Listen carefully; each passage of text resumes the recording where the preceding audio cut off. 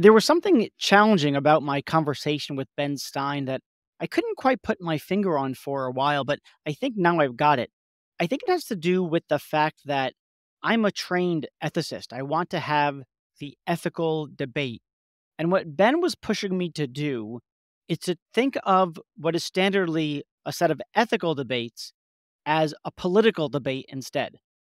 I think you're gonna see that come out in the conversation where I keep trying to have an ethics debate and Ben is sort of pushing me to think about things through a more political lens.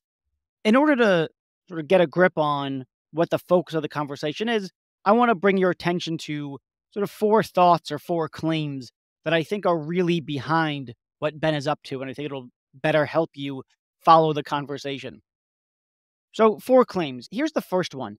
The first one is that when we think about nature and technology or nature versus technology, we feel in some cases some kind of pull towards a more naturey side of things or a more techie side of things that we can't fully rationalize. We can't really tell you what's amazing or what's terrible about that. So let me give you an example.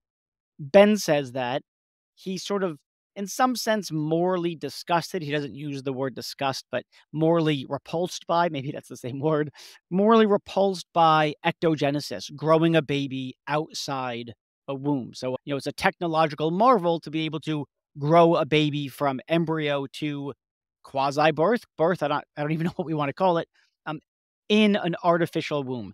And he just sort of thinks that something's not quite right about that. That I could sort of, as he says, send my sperm off to a ectogenesis plant and they'll marry it, as it were, with an egg, and then they have an embryo, and then they'll raise it in this artificial room or grow it in an artificial womb, and then you have a child. That something's not quite right about that. It's something not, as he says, there's something unnatural about it that he wants to push against. He gave another example that I found myself saying, yeah, that seems wrong somehow. I don't know why. The example was, what if we gave various predatory animals who cause lots of suffering in nature, what if we gave them some drugs to chill them out? We also provided them with enough food so they don't need to go out and kill all these animals.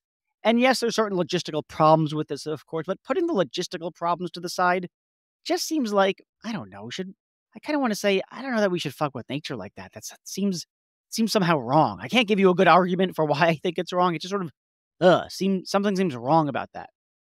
On the other side of things, there are those people who are really attracted to tech innovations, that there's something marvelous about various kinds of technological innovation. So, for instance, transhumanists who want to use technology to augment existing cognitive and behavioral capacities of humans, they think that there's something, marvelous about our ability to improve ourselves in that way, and that there's either a moral obligation to, or it's a rosy ideal that we ought to pursue.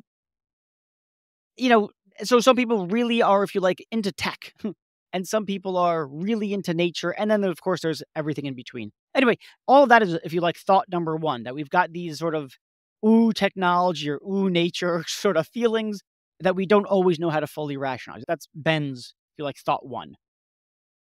Thought two is that this raises various ethical questions about what's ethically permissible in terms of how you grow babies or GMOs or how we intervene in the climate to affect climate change. There's various kinds of ethical issues, but as Ben points out, they also raise various policy or regulatory or legal issues. And there's lots and lots of these kinds of, if you like, tech versus nature conflicts, political conflicts. And we're only going to see more and more of those. So, yes, you and I, ethicists, whatever, can get together and talk about what's ethically permissible and impermissible. And ultimately, presumably, that's meant to inform certain kinds of political decisions that we make. For instance, who we're going to vote for. And this brings us to issue number three. Not only are these, if you like, political issues and not just ethical issues, it's also the kind of thing that should be taken into account when we vote for various elected officials. That one thing that we should be looking on is, if you like, are these people sort of leaning towards nature, just in the way that someone might lean politically left versus lean politically right? Are they, if you like, nature friendly or tech friendly? Which way do they lean, politically speaking?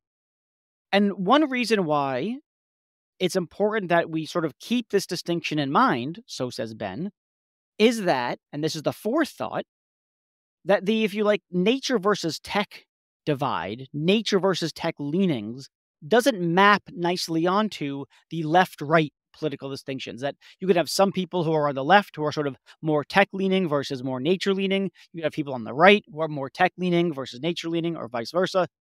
And so, since it doesn't map onto the left-right distinction very well, this is another dimension or another axis against which we ought to evaluate potential or actual political candidates. So that's the way in which, while I wanted to have, in some sense, an ethics discussion about what does nature tell us to do or what does it not tell us to do or something along those lines, Ben really was pushing, which he was right to do, pushing for me to think about this, and is pushing all of us to think about this as a political question.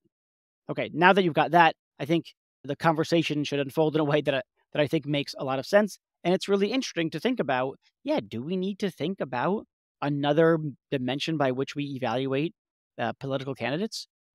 Okay, that's all by way of setup. Quick bit of housekeeping. As always, if you've got any questions for me, if there's a topic you want me to discuss, an issue you want me to address, a person you want me to talk to, please email me at em@readblackman.com, as in ethical machines, em@readblackman.com. And also, please review this podcast, give it 5 stars, say it's the most amazing thing ever, share it with friends, blah, blah, blah, blah. Okay, that's all I can stomach by way of self-promotion. All right, let's go talk to Ben.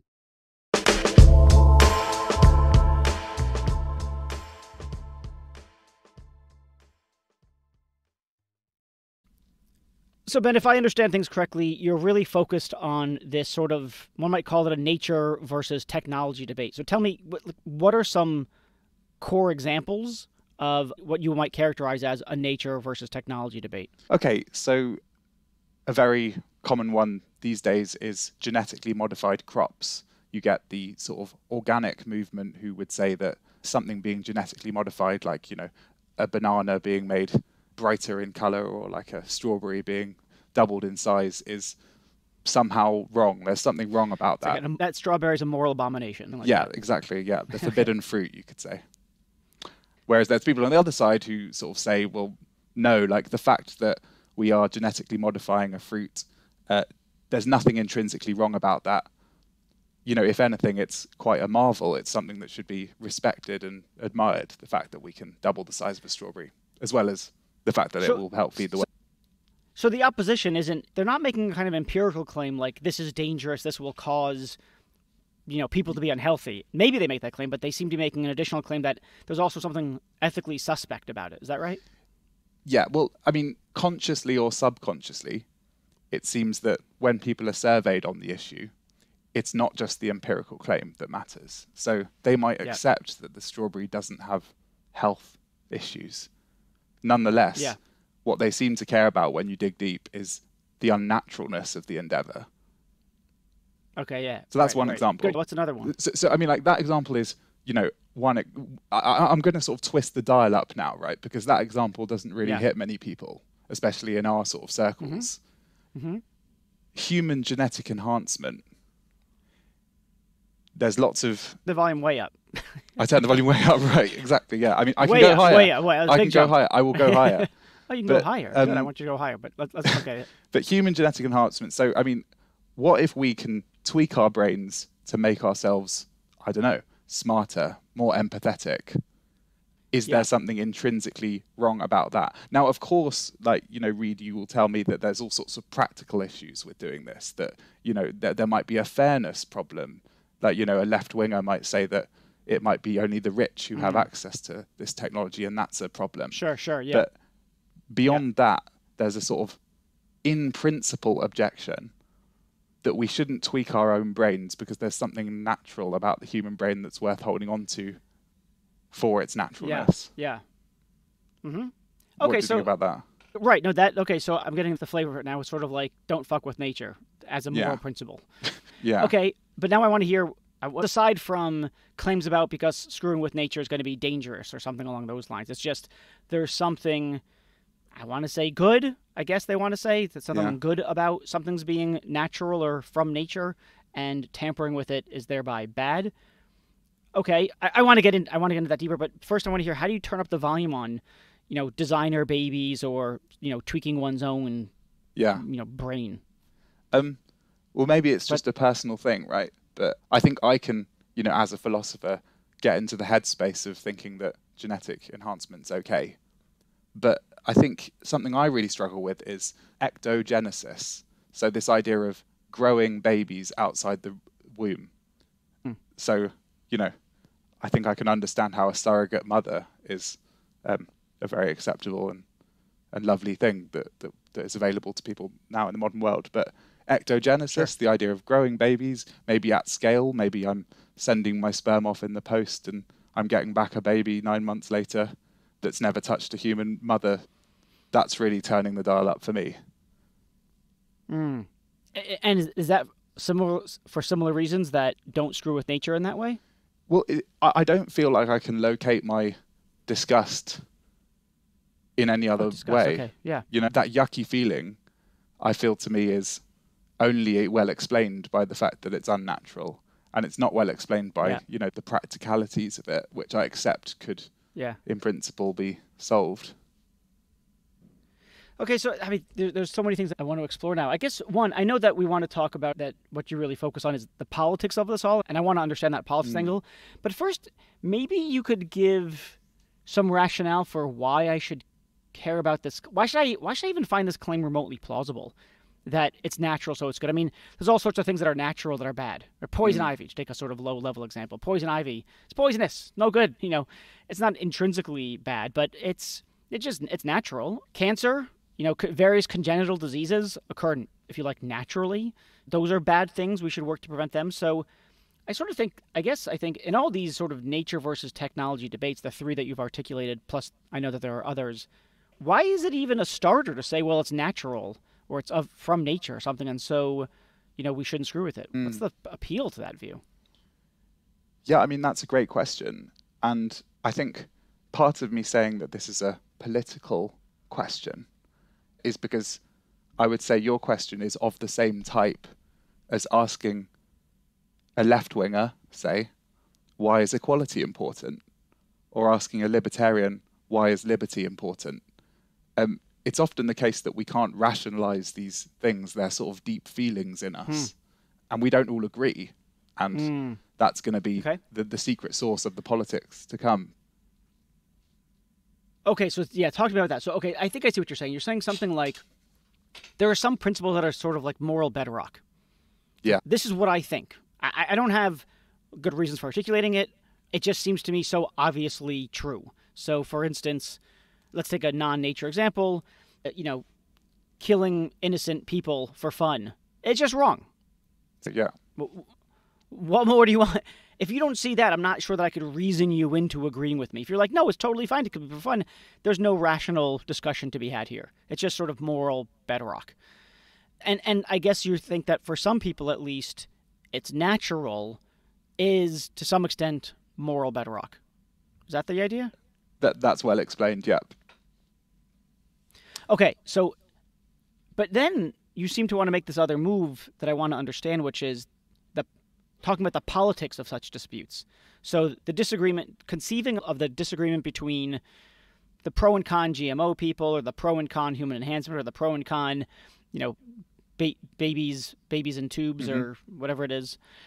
I want to characterize it as these are ethical disputes. These are ethical debates to be had about whether these things are ethically permissible or not. And you think, I take it, is this right? That's the wrong way to think about these questions, that we need to think about them through a political lens. Is that right? Yeah, that's right. So maybe I'll start with what I think is wrong with viewing these as ethical debates, and then Mm. I'll say why political is the answer. So let's take the question of human enhancement. This has been a question that's been big in a field called bioethics for the last 10, 15 years. And Sure, yeah. what Back in the day, I used to bioethicists... teach this stuff, yeah. Did you? Yeah, great. Well, you'll know better than me then that what a lot of bioethicists want to do is try and draw a line in the sand, or a line in Darwin's sand, you could say, as to where we should stop tampering with the human genome. There's some tweaks that are Yeah. okay. It's okay to give us stronger and healthier hair, say. It's not okay to change brain function or something. Or, maybe it's okay to do something for therapeutic reasons, but not okay to enhance. So it's okay to bring people up to some Right, normal you can function. fix defects. You can fix Right, yeah. defects, Right, but, sure. and Defining you what can't enhance. normality Yeah. is hard, but yeah, you can't improve on normality. Now, I want to say that one, just sort of as a matter of fact, there is no line in the sand that can be drawn. It's more like Sure.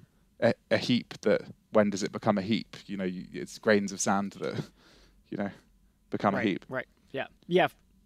Yeah. So just for listeners who aren't familiar with the heap Yeah. thing, there's a classic philosophical example of what's a heap. Well, if I give you 1 grain of sand, that's not a heap. If I add a grain of sand, now if you got 2 grains, that's not a heap. Add 1 more grain of sand, still not a heap. But if I got to the point of adding 10,000 grains of sand, you got a heap on your hands. But what number of grain does it go from non-heap to heap? Well, it's a gray area. It's a case of what gets called vagueness. And then there's a question about what the hell is vagueness.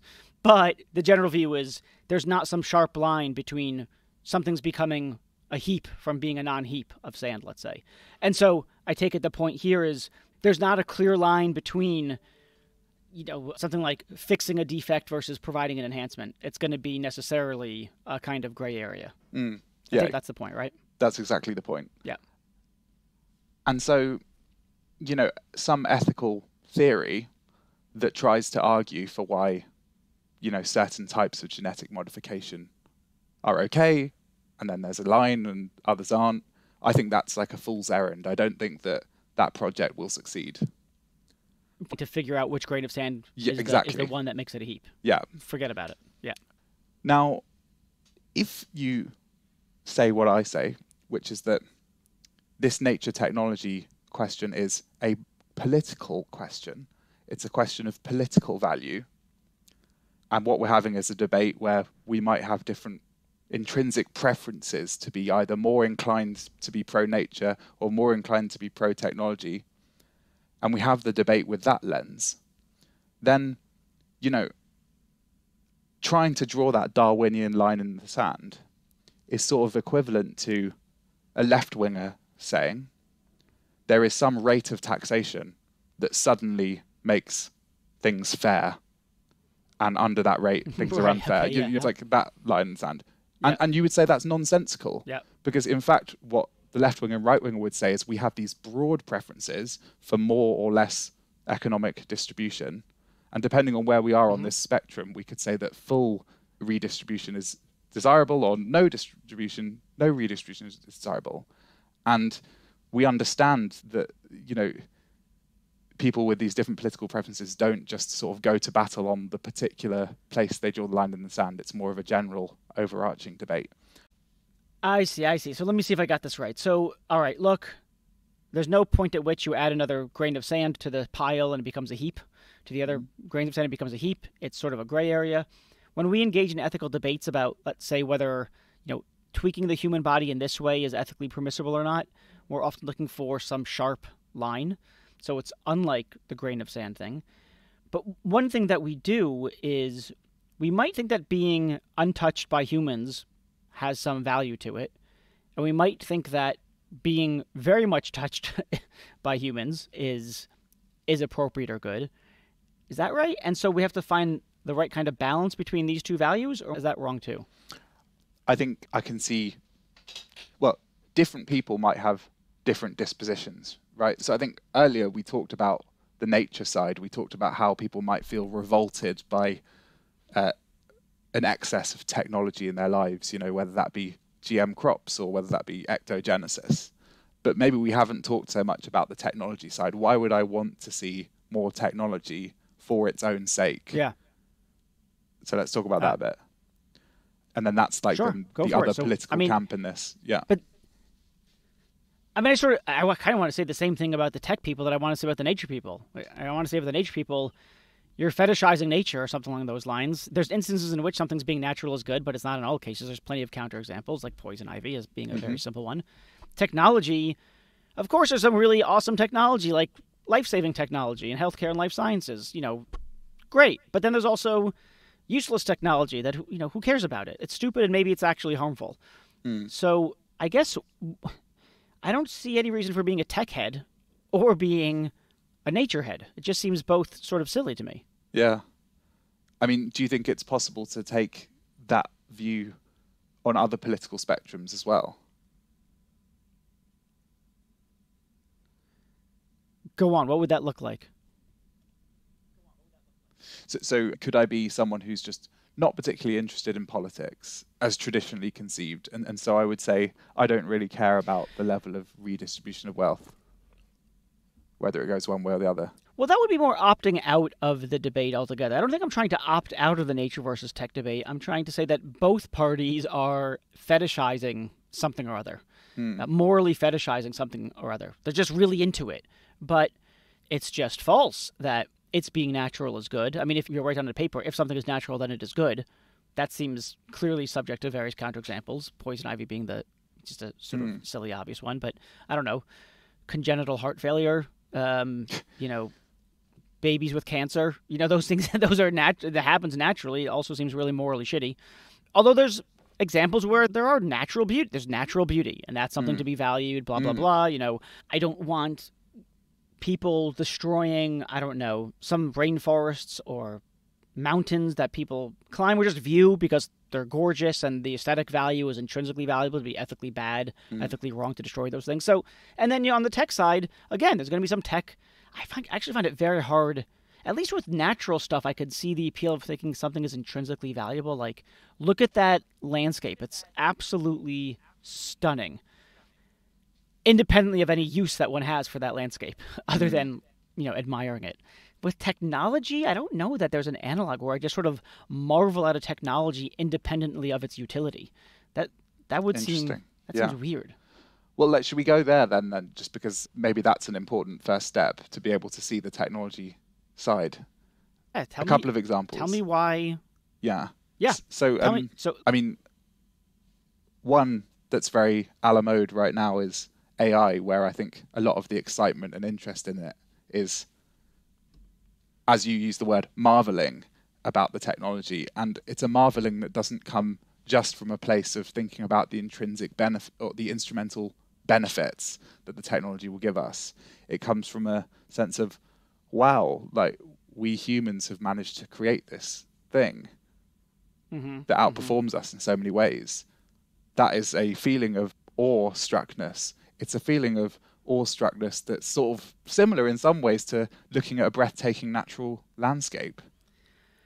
Yeah, that might be fair enough. I guess the proper analogy would be a piece of actual artwork. Okay. Maybe it's of a landscape or not. But if you think, all right, look, this is a beautiful piece of art. Obviously, it was created by a person. It's not a piece of technology, if you like, but it's a human production that we think it embodies or symbolizes or something or other human achievement, but also there's just something valuable about the work itself. That's an amazing piece of work. And destroying it would be a moral travesty, or if not a moral travesty, at least not a morally good thing. So if we think that about pieces of artwork, why not think about pieces of technology as well, like an AI? And the artwork, we're saying it's beautiful or it's valuable independently of any utility it happens to bring. Just valuable It's a shame. As an instance of human creativity, or as a sort of a totem of our collective endeavor as a humanity. Yeah, good. Yeah, whatever it is. Those are all plausible explanations for why it has the value that it does. But we suppose that it has value, and we can talk about why it does have that value. And then you could say the same thing about various kinds of technology. Yes, it's going to be useful in various ways. So are paintings. They're useful in various ways, like brightening one's mood or making one contemplative or something along those lines. But the pieces of technology, while they have their utility, they're also, in some cases anyway, independently worthy of being marveled at. Yeah.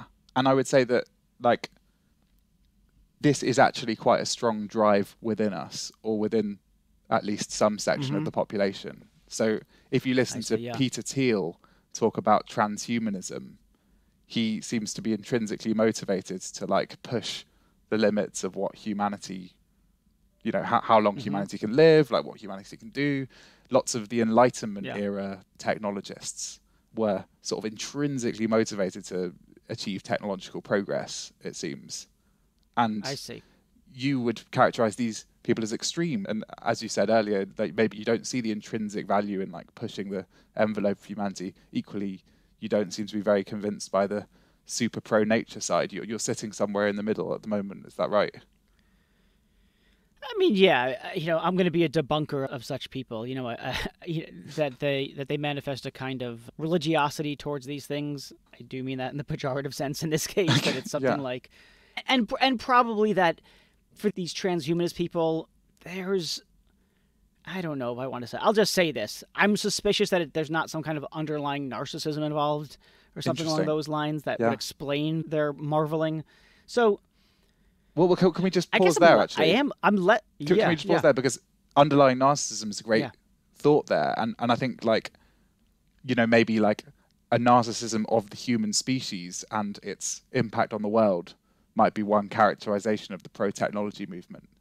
You know, the nature, the eco-nature people might say, well, you're narcissistic about humanity itself, and you need to wind your neck back in, humans, and realize you're one of many species who live in this world or whatever. So I think that's a nice way of putting it. Yeah. Maybe others would bite the bullet and say, I'm a narcissist. But, you know, then I'm going to go... But then I want to go some other way to the nature people and be like, you know, what explains your fetishizing or, you know, extreme marvel at nature? I mean, I could see like wanting to live in a beautiful place and going on hikes but, you know, it's don't genetically modify strawberries because that's an affront to nature. Yeah. That just seems like, I guess, can I ask you something? It seems to me like a kind of, I want to belong to something that's bigger than me, and nature it's my home, it's where I come from. And if I can identify with that nature, that's me being connected to something bigger than me, and then sort of like, all right, well, that's just like a kind of psychological, you know, it's a desire of yours. It doesn't say anything about the value, you know, nature is always valuable or something like that. Can I ask you something, Reid? I guess because you've been a philosopher for a long time. And exactly, I have a long, flowing grey beard, but okay. It's growing on the inside for you. There's a Dorian Gray picture of me becoming wise somewhere. Yeah. I would say, when was the last time you enjoyed, and I mean sort of intellectually enjoyed, having a debate about capitalism versus communism or left-wing versus right-wing? Because I would say when we were like 14 years old, we probably had those sorts of debates with our friends and found them interesting. But like now that we're adults, or at least, you know, semi-adults who've done some philosophy, we tend to think that, like, when we see people arguing like that, we're just going to look at the argument and say, you'll never agree because you disagree on the fundamental values you hold. And it's not interesting to about it beyond that. And I'm saying... I actually find it's... Oh, you still find it interesting? No, go on. You're going to disagree with the premise. I do still find it interesting, but B, I also disagree. I think a lot of the disagreement is uninteresting because it's speculative, empirical disagreement. Like, if you tax people this way, or if you distribute money this way, then it would cause a decrease in motivation or incentive to be creative and do things, and so no one would do anything. And I'm sort of like, that just seems to me, that's not interesting. That's just empirical speculation about how human motivation works. And, you know, neither of you have the sort of requisite empirical chops to know the truth of the matter here. But I think even that is often a flattering portrayal of arguments that happen, because they might be having what seems like an empirical debate on the surface, but when you dig deep, it's that they have different value assumptions and they're choosing empirical facts that suit their view, etc. Absolutely, yeah, that could be true too. Yep. And so I'm saying the same is true here, right? I'm saying that, like, I'm asking that we accept this political spectrum to do with nature and technology. And that's all I'm asking. And then it will quickly become boring to have debates along the spectrum, because you'll see the nature person and you'll say, well, yeah, we do fundamentally disagree. I can't get in your headspace at all. But that's just the way it is. I mean, I don't know. That seems to me, in some ways, more cynical than me. Is that possible? Okay, we've got the left and the right. Let's say politically, and they debate about stuff. I'm not sure that I find it uninteresting or fruitless to engage in debate about, you know, left versus right in politics, at least with people who are suitably, you know, rational, know how to have a fruitful conversation, et cetera, et cetera. Most people don't do that, so I don't find it interesting to have those conversations with them because they're ill-equipped to have that conversation.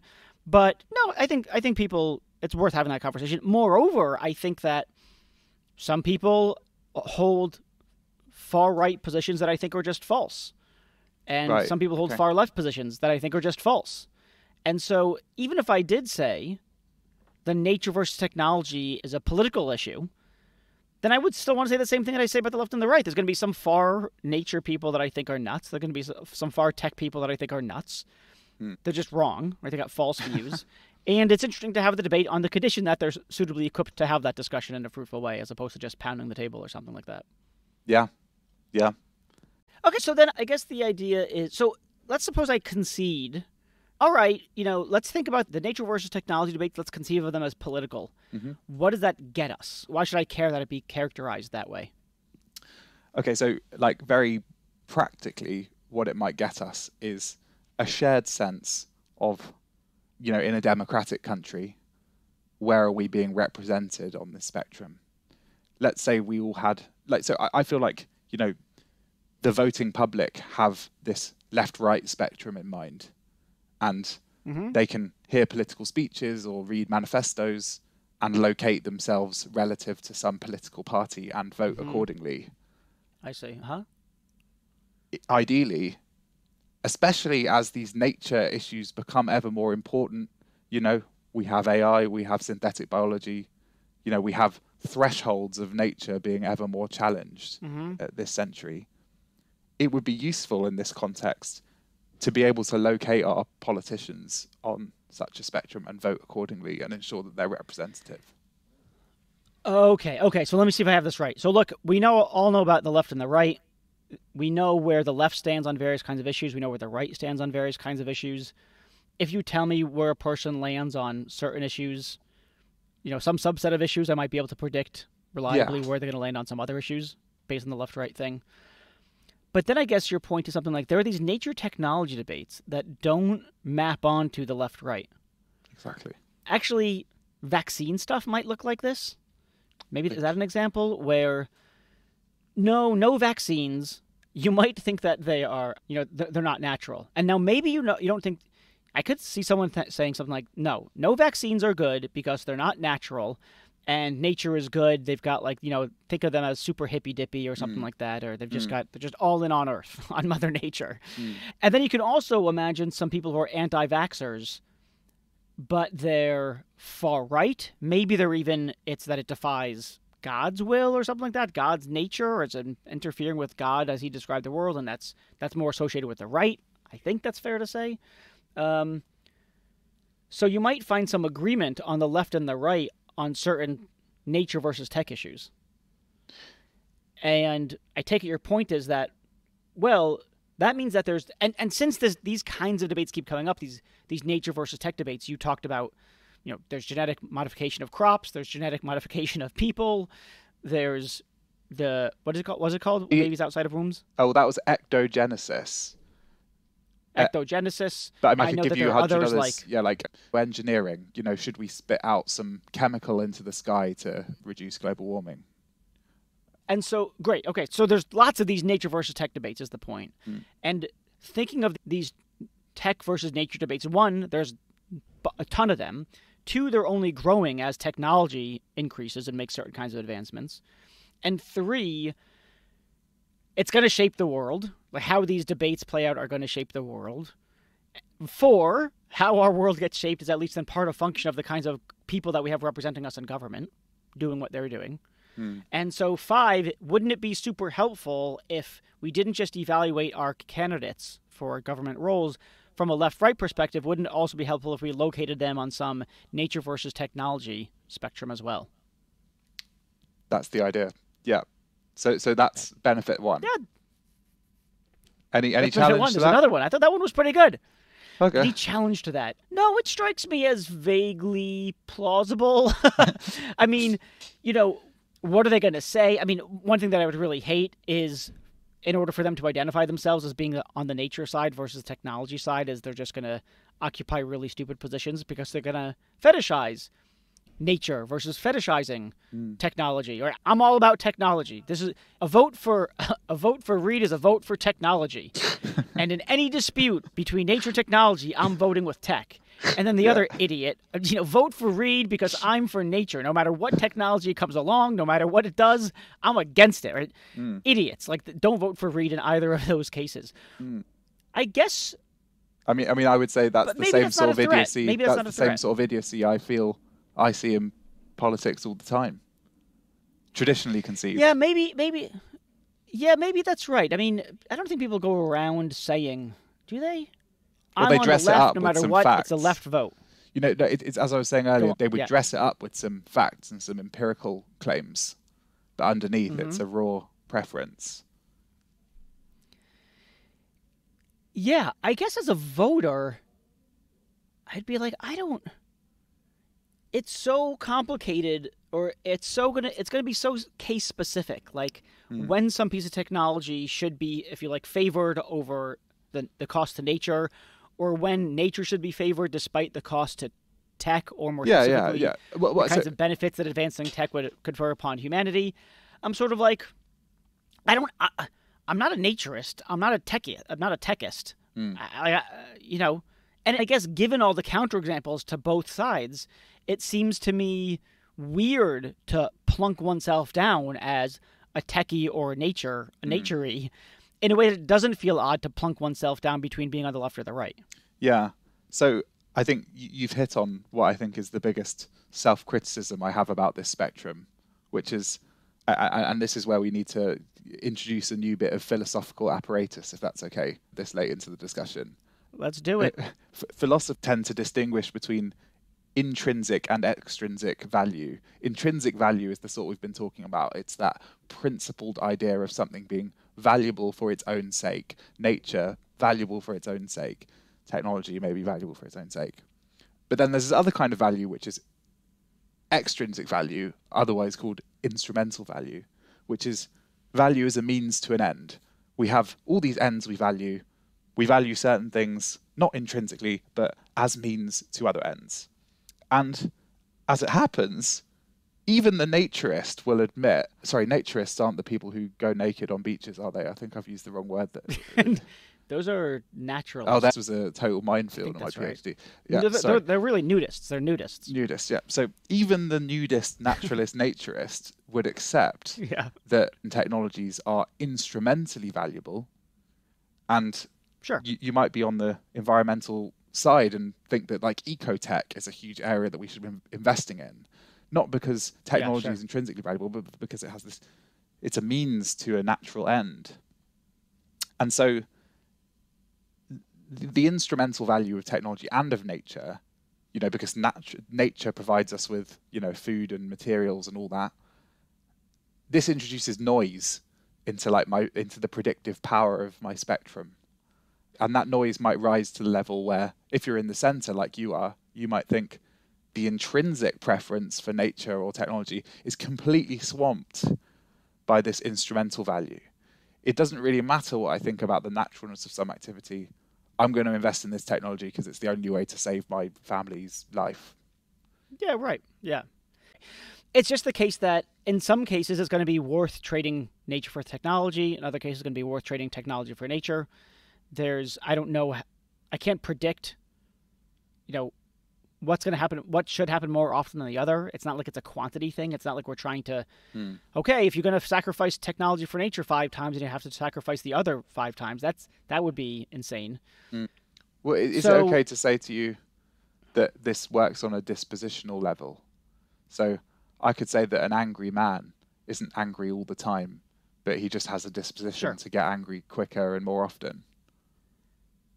It's Yeah, similar I here. mean, yeah, yeah, sure. I mean, that's just a way of saying something like, there are some politicians who sort of lean towards nature, but they can be persuaded to lean the other way in certain cases. They're Hmm. they're going to be nature friendly as opposed to tech friendly. That's that's fine. And then I guess it's something like an empirical question about how helpful that would actually turn out to be. One is how predictive is it actually of what they're going to do or what they might do? What impacts will they actually have by virtue of their leaning? How much does their leaning play a role in the minds of voters when they're voting for candidates for potentially anyway a variety of reasons, where the nature technology stuff plays some role, but say so does abortion or something along those lines, or taxation to your point. Hmm. So I guess it's potentially a helpful. I guess my view is something like it's potentially helpful, but it's going to depend upon empirical facts about which I'm ignorant, which is to what extent do dispositions or leanings towards nature or tech actually play a role in how they govern and how voters would decide. Hmm. Yeah. Well, I'm very happy with that. I'm very happy to be, one effect of many that form this complex empirical prediction question. Sure, sure. Yeah, fair enough. I mean, if the claim is something like, we should take into account, we should take into account people's nature versus tech leanings in voting for people. That seems like a totally reasonable thing to suggest, particularly in light of the fact, if it is a fact, and it seems plausible, that the tech versus nature leanings don't map nicely onto the left-right leanings that people have. Yeah. I guess I would just say, like, it seems all very nice, but this isn't happening right now, right? Like, I'm not going to be able to, as a UK civil servant, speak about my own country, but like I've seen in, manifestos and political documents from around the world that like people will often have a glowing environment chapter saying how much they value the natural world and want to conserve it, while also having a glowing technology chapter, and nobody sees these things as at all in tension. And I know we can be centrists and like both, and that's fine, but there is a tension there at the margin. Yeah, I think you're right, and I could be more persuaded of this. I mean, because I want to say, look, don't we have the naturists? We've got the left, we've got the environmental people. So we already know if people lean environmental, right? That's already on the political spectrum. On the map, it's on the left side of the spectrum. Well, no, you get in the UK at least. You get lots of right-wing eco people. Like you get the sort of conservative conservation movement. But are your right-wingers pretty close to our left-wingers? Oh well, yeah. There's that. It's true. I would say. Well, okay. So the point is like, and your left wing is our way left here. There's a calibration difference there, but I suppose if you imagine that you have the 2x2 political map, and then you have my third axis, all 8 octants of that 3D shape. You just blew the listeners' minds, but yeah, all 8, spaces in this hypothetical 3-dimensional space are occupiable. Yeah. They're logically occupiable, and I could probably name some theorist or member of the public who sits there. Yeah. I mean, here's what I want to say on your behalf, or in your, on your side, or something like that. Is I think it's pretty clear to spot the nature-y people. Yeah. The environment, at least by way of spotting the environmentalist people. Although maybe that's not right. I mean, maybe some people are really environmentally friendly because of climate change, etc. But they also think, let's maximize the shit out of human potential using whatever tech means we can. I guess I'd be interested to know how closely being an environmentalist is tied to being what we've been calling a naturalist more generally. And I just don't know the answer. The other thing that I wanted to say in your favor is something like, we don't have, that I can think of in our political regime, as it were, the people who are like, yes, tech, but we do have technologists who are right now speaking a lot with politicians and influencing them a lot. And so while they might not officially be the politicians that is on the tech side, if you've got people from Silicon Valley, et cetera, marching to Washington to say, hey, listen, here's what you should do about, say, AI, then that techie view is going to get into their heads, and they're going to act appropriately. So if they're seeking the advice of the technologists, that is a way of occupying that techie view, intentionally or not. And so to the extent that people are aware of that fact, that's helpful. Yeah, no, that's really well put. I suppose that just a side note, I'm really interested to see whether politicians do sort of nail themselves to the technology mast and say, I'm pro-tech in a way you say hasn't happened. Right. I think some do, right? Like, I think in the UK, we've recently announced our ambition to be a science superpower. And this is like a podium pledge. This is a big, that's interesting. A big drum that people back. Yeah, New York City just released its AI strategy. So you might think about it as just a mere means to an end, but yeah, there's hints of tech is really good. We need to use tech. Yeah. To your earlier point, I think you sort of talked about, well, there's some environmentalists who might be like pro-nature. Others are just in it because they care about, human welfare, and they think that climate change is bad, etc. And I think what's going to be interesting, and I'm sort of trying to sort of predict this phenomenon, is our sort of loose environmentalist identity is going to radically cleave apart between the people who value nature and the people who don't particularly care. Oh yeah, that's an interesting prediction. I mean, one example of this is like in animal rights, right? Like a lot of people value Hmm. nature because they care about animal rights. But caring about animals doesn't necessarily mean caring about nature. There's a philosopher, David Pearce, who Yeah. says that, we have the technology now to tweak animal brains to make them happier, or to tweak Mm. predators to stop them wanting to hunt prey and to turn them all into herbivores. And it seems like you can be Yeah. an animal rights advocate and be pro those sorts of technological interventions. Or you could just say, no, I want like a wild, scary, natural animal Yeah, kingdom. that's a great example actually, because my instinct is like that would be too fucked up. Like don't just start injecting, non-human animals with things that just make them happy and non-predatory or something. That strikes me as insane. But I can't exactly articulate. If you put the danger stuff to the side, like we don't know what happened with the ecosystem, blah blah blah, fine, okay. But putting that to the side, even if it would all be cool, it's still sort of like, I don't know. I don't know that we should screw with nature like that. That seems, I do have an impulse there, so that's cool. Cool.